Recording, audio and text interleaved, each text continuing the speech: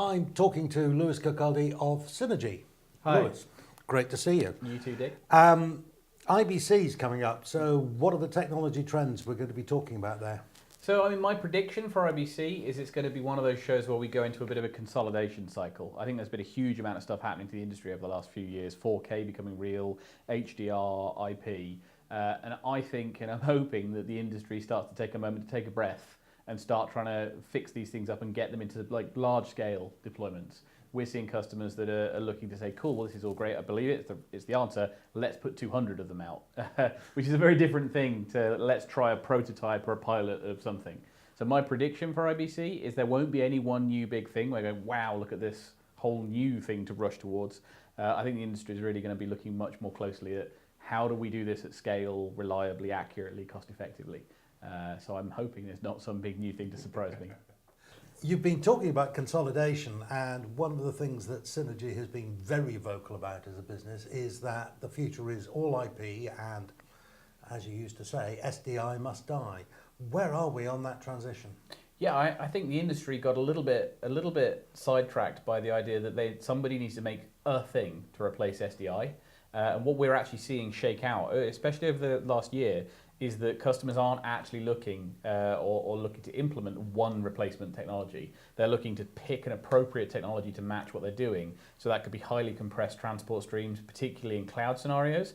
It could be things like NDI, which is a really powerful technology that's led by New Tech and as the inventors and masters of it. And that's taken a big amount of uptick because it's simple to deploy, does what people need quickly and easily and without very complicated network setups. And then you've got the 2022-6, 2110, which is a lot more that's much more of the, how can we take SDI and replace it with a thing?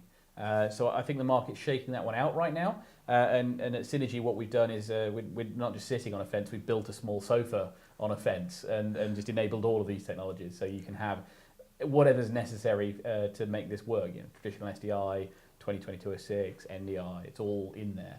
Because we're like, yeah, that is a complicated question. Let's not be forced to pick a side. Yeah, we'll make our fence bench nice and comfortable.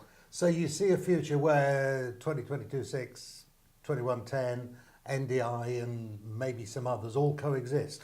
Well, they serve different requirements. So, for example, anyone that's looking to try and get a stream up to the cloud, if they're doing some live matches, things like that, 2110 is the wrong choice for that. It's just too big. And there's technology that services that requirement already. People aren't putting uncompressed on satellites.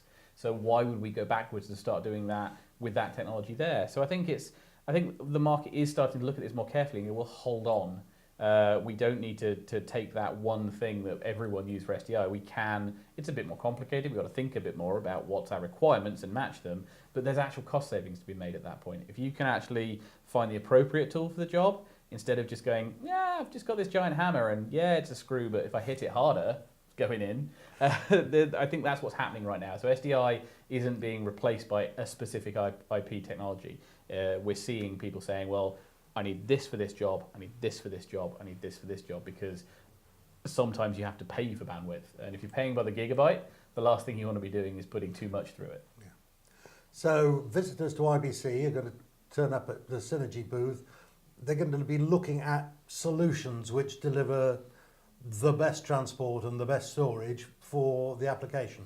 Yeah, I mean, for some customers, they've decided they want to go all in 2110 to replace a whole plant. Then they're doing a site move maybe. We're not here to judge them for that. We're here to take their money. So you know, that can be an appropriate technology for that customer in that case.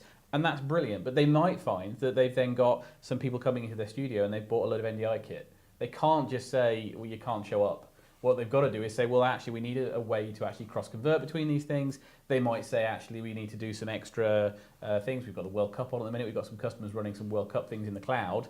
If they only had a choice of 2110 to get to the cloud, the bills from Amazon at the end of the World Cup would put them out of business. But so instead, they're like, well, actually, let's send a 6 meg HEVC stream to the cloud because, hey, I'm saving money by the bucket loads there. So yeah, I think that's where IBC might well show people being a little bit more pragmatic, not with what's the biggest hyped label I can grab with both hands today. It's going to be, these are my business requirements. I understand what a move to IP can now bring. The smart customers and smart broadcasters are seeing that actually if a customer goes an inefficient route, they can then undercut them by going a more efficient, more appropriate route and say, I can offer you that contract, Mr. Broadcaster, for X price because I'm efficient. And that's where the consolidation's going to continue here, I think. That's my prediction. Do we see Cinegy as a solutions company or a product company? Well, there's a question. I think we're finding ourselves, it's unavoidable to be a bit of both. So we've always tried to say we just do software, don't ask us about hardware, don't ask us to act as a systems integrator. But what we have found, for example, with the cloud, we spent years perfecting our stuff working in the cloud. We fell down some dark black holes and spent months down there going, why is it broken? What are we doing wrong? How are we architecting this wrong? And we're in a position now where we can actually say to our customers when they fall down those same holes, like, take our hand, the path out is this way. So we're actually finding that depending upon the customer, we've got some customers that are like, we just need your products to snap in, we've got the solution. We've got other customers that are saying, we've got this problem, can you just tell us all of it? Just run it in the cloud for us, we'll come and do a few days of professional services for them to design their cloud and say, yeah, do this, this and this, because then you'll find rolling out updates is easier, securing things are easier, all these things that aren't necessarily even Cinegy problems, but are part of that problem sphere. So the change that's happening internally at Cinegy and has been happening for a while is actually being able to address our customers' complete needs rather than just being la la la software. Terrific. Anything new from Cinegy? Always new software. So Air 12 has shipped recently. Multiviewer 14 shipped 2 days ago. That's the one that's now got shipping, release quality, NDI inputs.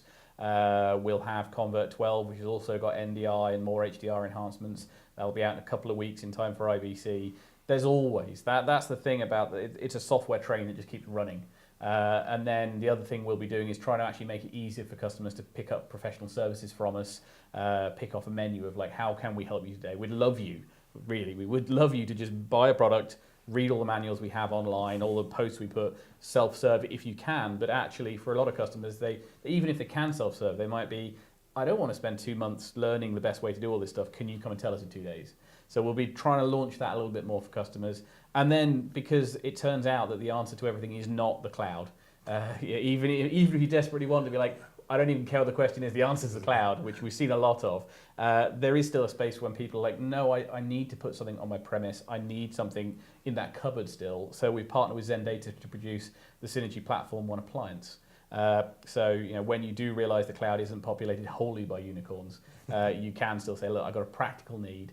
So the slightly more prosaic thing that's still, we think, incredibly important is we've got this appliance that doubles up, is all the hardware you need for an LTO library with storage, but there's so much capacity and service these days. We've worked with Zendata to say actually they can co-host all the Cinegy MAM software on that server platform, and so it's a really easy solution for the customer to pick up. Then you say, I want one of them, and then we'll key in the serial numbers to light up the Cinegy software.